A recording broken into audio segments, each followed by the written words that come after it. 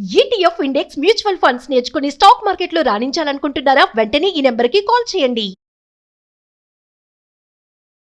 ఆయుష ఇక వరలక్ష్మి వ్రతం అంటేనే శ్రావణ మాసం వస్తే మన ఆడవాళ్ళం అందరం ఎదురు చూస్తాం. సరే, అందరికీ ఆ వరలక్ష్మి వ్రతం చేయాలి, తాంబూలాలు, పసుపు కుంకుమ అందరికీ ఉంటుంది. అయితే ఇప్పుడు ఏమైపోతుందంటే మనం లాస్ట్ ఇయర్ కూడా చూసాం, ఈ ఇయర్ ఇప్పుడు కూడా చూస్తే సెలబ్రిటీలు కొంతమంది లివ్ ఇన్ లో ఉంటూ ఈ వరలక్ష్మి వ్రతం చేస్తున్నారు. దీన్ని ఎలా చూడాలి అంటే, ఒక రకంగా చెప్తే అంటే అసలు వరలక్ష్మి వ్రతం కథ కూడా పెళ్ళైన వాళ్ళకి సంబంధించి భార్య భర్త ఇదే కదా.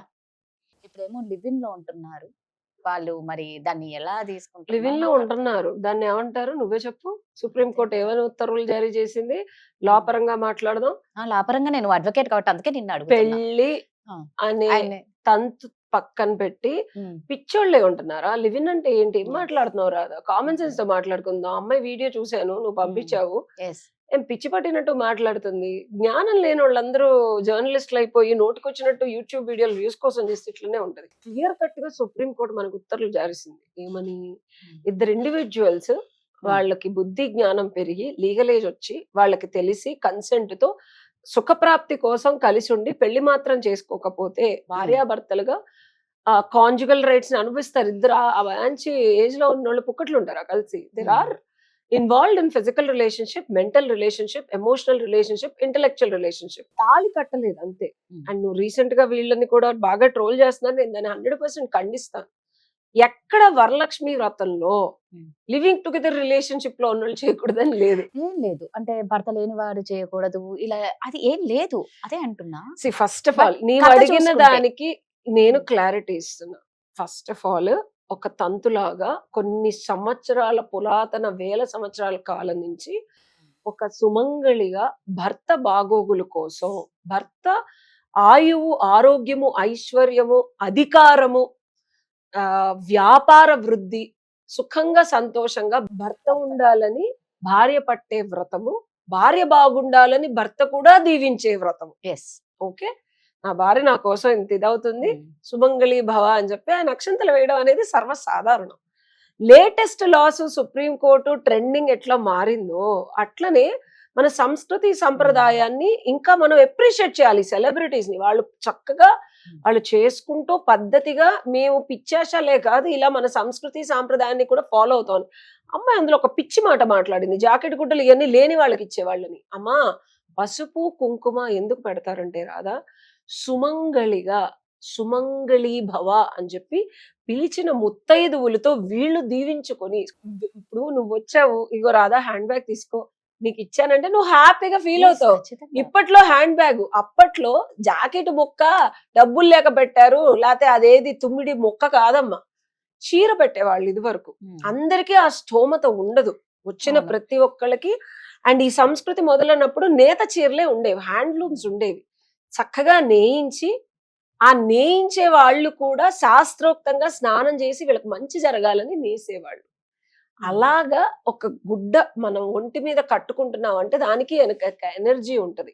అది పూజలో పెట్టి పసుపుతో, కుంకుమతో, ఆకుతో, ఒక్కతో సుమంగళి భవ అని ఎదుటి వాళ్లతో మనం దీవింపజేసుకోవడానికి, వాళ్ళని తృప్తిపరచడానికి ఇంటికి పిలిచాం కాబట్టి వాళ్ళ మన కృతజ్ఞతని తెలియజేస్తూ ఒక అమ్మవారిలాగా చూస్తూ, అంటే ప్రతి ఆడపడుచు చక్కగా పసుపు కుంకుమ ఇవ్వడం అనేది సాంప్రదాయం. ఎందుకంటే ఆవిడ నిండు నూరేళ్ళు భర్త బాగుండాలని ఆవిడ్ని మనం దీవిస్తాం ఎప్పుడు. ఇది ఒక సంప్రదాయం మనకి. ఆవిడ మనకి బొట్టు పెడుతుంది, మనం ఆవిడకి బొట్టు పెడతాం.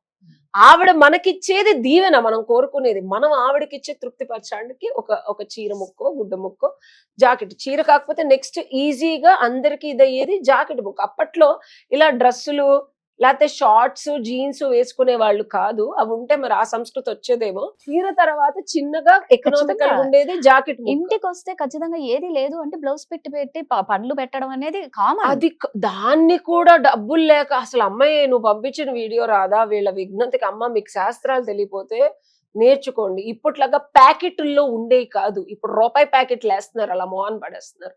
పసుపు కుంకుమ, పసుపు ఇంట్లో చక్కగా వాళ్ళు చేతో వాళ్ళు చేసి కాళ్ళకి రాసేవారు. వచ్చిన ప్రతి ముత్తైదుకి నెగటివ్ ఎనర్జీ ఏదన్నా కాళ్ళకి దండం పెట్టడం అంటే గౌరవం.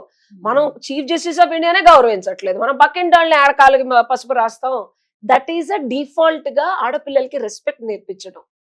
సో ప్రతి సంస్కృతి సాంప్రదాయం వెనక ఆవిడ చక్కగా సెలబ్రిటీ అందరినీ కూర్చోబెట్టి పట్టు చీర ఆ, కట్టుకొని ఆ, చాలా అన్ని ఆవిడ పెట్టి మంచిగా సంస్కృతి సాంప్రదాయం ఫాలో అయ్యే వాళ్ళు కూడా మీరు మిలియన్స్ ఆఫ్ వ్యూస్ కోసం మీరు దొబ్బుతుంటే ఎట్టమ్మా ఎట్టమ్మా. అంటే ఆ video respect is very important Radha. అందులో పెళ్లి కాకపోయినా నీకు మళ్ళీ చెప్తున్నా, వరలక్ష్మి వ్రతము తల్లి తండ్రి బాగోగులకి సింగిల్ అమ్మాయిలు కూడా చేసుకోవచ్చు. ఇది చెప్తున్నా నేను.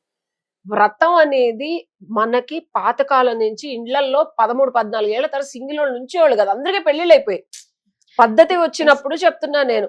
మిగిలిన సుహాసిన్లు అంటారు, ఏమంటారు, సింగిల్ గా ఉండి చిన్న పిల్లలు పెళ్లి కాని కన్నె పిల్లల్ని సుహాసిన్లు కూడా రావచ్చు. నేను చదివాను ఇదంతా.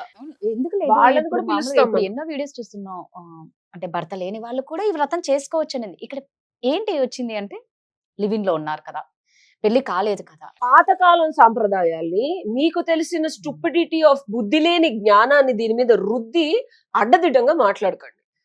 భర్త పొజిషన్ లో భర్తలాగా భర్తతో సహజీవనం చేస్తున్న అమ్మాయి భర్తలాగా ఉన్న బాయ్ ఫ్రెండ్ కోసం చేయడంలో తప్పులేదు. వాడు బాగుండాలని అమ్మాయి చేసింది. ఆక్షేపణలు మీరు పెట్టకండి అమ్మ, మీ సోదీలు. సుప్రీంకోర్టు వాళ్ళే యాక్సెప్టెన్స్ ఇచ్చిన తర్వాత సంస్కృతి పరంగా మీరేమిటి, మీ తొక్కలో యాక్సెప్టెన్స్ ఏమిటి అని వాళ్ళు అడుగుతారు. నేను అన్న మీరేమిటి, నేనేం చక్కగా పిలిచి రెస్పెక్ట్ఫుల్ గా కాళ్ళు పట్టుకొని పసుపు రాసి అందరికి చక్కగా చీరలు, సింగిల్ వాళ్ళని కూడా మర్యాద పూర్వకంగా మనం అప్డేట్ అయ్యాం, కల్చర్ అప్డేట్ అయింది. భర్త చచ్చిపోతే ఇదివరకు ముండ మోసేలాగా అట్లాంటి తంతులు చెయ్యట్లేదు. అందరూ ఉద్యోగాలు చేసుకున్నారు, అందరూ బొట్లు పెట్టుకుంటున్నారు, అందరూ చీరలు కట్టుకుంటారు. ఎవ్రీబడి స్పిరిచువాలిటీలో డిగ్నిటీ బిఫోర్ గాడ్ లో మన గాడ్ లాస్ లో ఎక్కడ ఎవరిని డిగ్రేడ్ చేయలేదు. పూజలు పునస్కారాలకి ఎవరిని మనం బయటకి తోసేసి తన్నేసి లివింగ్ టుగెదర్ ఉన్నారు కదా మీరు వరలక్ష్మి వ్రతం చేయకూడదని ఎక్కడ రాయలేదమ్మా. మీరు కొత్తగా ఆపాదించకండి. సంస్కృతి సంప్రదాయాన్ని నిలబెట్టే వాళ్ళని సపోర్ట్ చేయండి. వాళ్ళని ఇంకా డిగ్రేడ్ చేసి నోటికొచ్చినట్టు మాట్లాడి ఫాలో అవుతున్న మన పూజల్ని పునస్కారాలు అట్లీస్ట్ వాళ్ళు చేశారు కాబట్టి ఇంకో నలుగురు సరే భర్తలాగా ఫీలింగ్ కలిగి ఈ బంధం భగవంతుడి చేతుల ద్వారా పూజ ద్వారా ఇంకా నిలబడుద్దేమో అని చెప్పి దండం పెట్టుకోవాలి. కానీ వాళ్ళు పెళ్లి, అరే పెళ్లి తాళి కడితేనే పెళ్ళ అమ్మ కలిసి ఉంటున్నారు, మీకేంది బాధ?